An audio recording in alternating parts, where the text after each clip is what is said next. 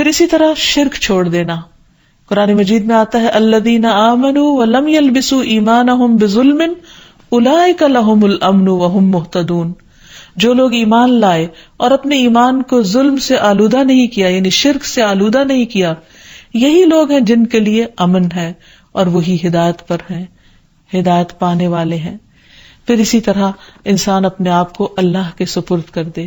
رات کو سوتے وقت خاص طور پر یہ دعا پڑھ کر سوئے، اللہم اسلمت نفسی الیک ووجہت وجہی الیک وفوضت امری الیک. اے اللہ، میں نے اپنا آپ تیرے حوالے کر دیا، میں نے اپنا رخ تیری طرف کر لیا اور میں نے اپنا معاملہ تیرے سپرد کر دیا.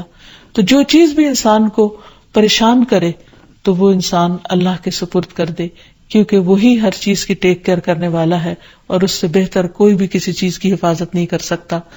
پھر اسی طرح انسان اگر چاہتا ہے کہ ہمیشہ دنیا اور آخرت میں امن میں رہے ہر خوف اور گھبراہٹ سے، تو اللہ کی طرف سے آئی ہوئی ہدایت کی پیروی کرے. آدم علیہ السلام کو اور حضرت حوا کو جب دنیا میں اتارا گیا تھا تو اس وقت اللہ سبحانہ وتعالیٰ نے انسانوں کو بتا دیا تھا اور وعدہ فرمایا تھا قُلْنَا اهْبِطُوا مِنْهَا جَمِيعًا فَإِمَّا يَأْتِيَنَّكُم مِّنِّي هُدًى فَمَن تَبِعَ هُدَايَ فَلَا خَوْفٌ عَلَيْهِمْ وَلَا هُمْ يَحْزَنُونَ. ہم نے کہا سب کے سب اس سے اتر جاؤ، پھر اگر کبھی تمہارے پاس میری طرف سے واقعی کوئی ہدایت آ جائے تو جو میری ہدایت کی پیروی کرے گا اس پر نہ کوئی خوف ہے اور نہ وہ غمگین ہوں گے. پھر اسی طرح اللہ سبحانہ وتعالی اور اس کے رسول کی اطاعت انسان کو خوف اور غم سے نجات دینے والی ہے. اللہ تعالیٰ فرماتے ہیں یا بنی آدم اما یأتینکم رسل منکم یقصون علیکم آیاتی فمن اتقی واصلح فلا خوف علیہم ولا هم یحزنون. اے آدم کی اولاد، اگر کبھی تمہارے پاس واقعی تم میں سے کچھ رسول آئیں جو تمہارے سامنے میری آیات بیان کریں، تو جو شخص ڈر گیا اور اس نے اصلاح کر لی تو ایسے لوگوں کے لیے نہ کوئی خوف ہوگا اور نہ وہ غمزدہ ہوں گے. پھر اسی طرح دین پر استقامت اختیار کرنا انسان کو خوف سے نجات دیتا ہے.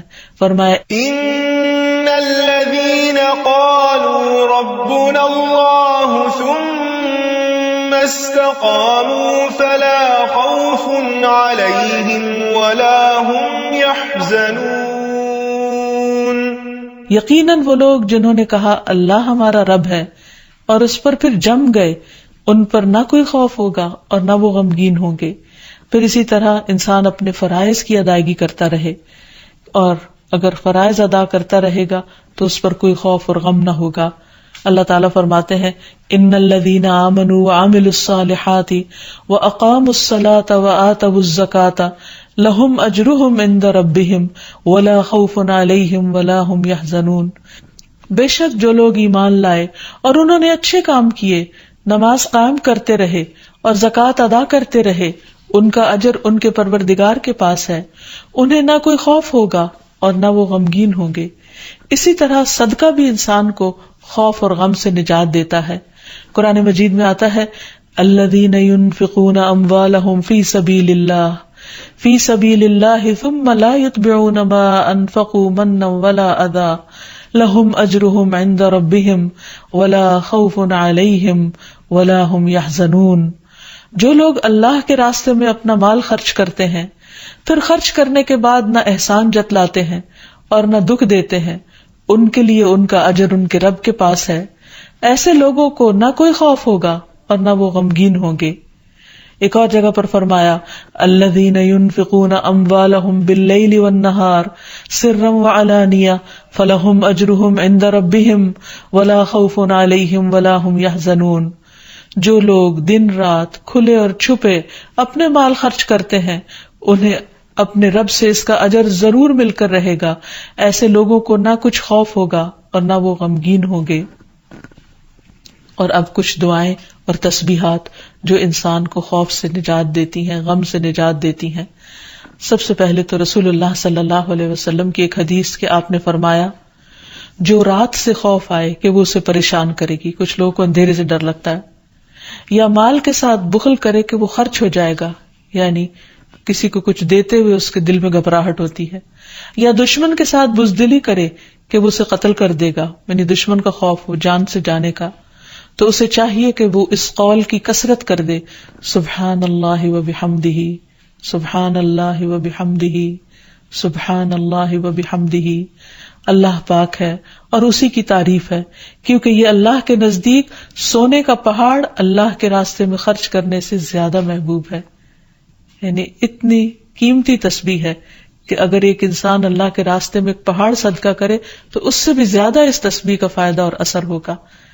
کتنے مختصر سے کلمات ہیں جن میں اللہ تعالیٰ کی حمد و ثنا بیان ہوئی ہے۔ یعنی انسان اس وقت تک ذکر اور ورد کرتا رہے جب تک کہ اس کا دل سکون میں نہ آ جائے۔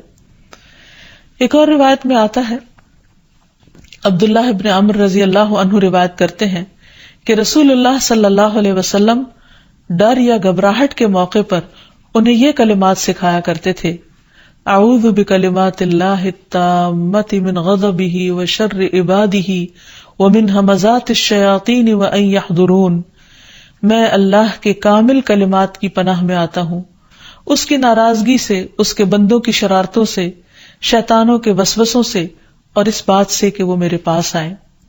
پھر اسی طرح ڈراؤنے خواب سے بچنے کے لیے بھی نبی صلی اللہ علیہ وسلم نے یہی دعا پڑھنے کے لیے فرمایا۔